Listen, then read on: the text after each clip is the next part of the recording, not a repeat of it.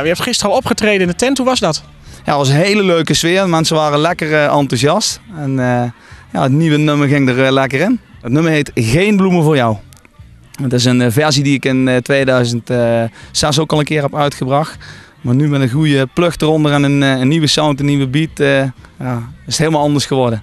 Iedereen die deed mee. Dus hij is vanaf maandag staat hij in de playlist bij NL. Dus wordt hij ook lekker volop gedraaid. Dus ik hoop dat hij goed ontvangen wordt. En de nieuwe clip die is klaar. Die staat bij jullie in de lijst. Dus we hopen dat het een succesje gaat worden. We gaan een nieuwe nummer promoten in het land. En de laatste CD, Hemels, een dubbel CD, die loopt natuurlijk nog steeds lekker door. En wie weet pakken we daar weer een volgnummer vanaf voor een clip.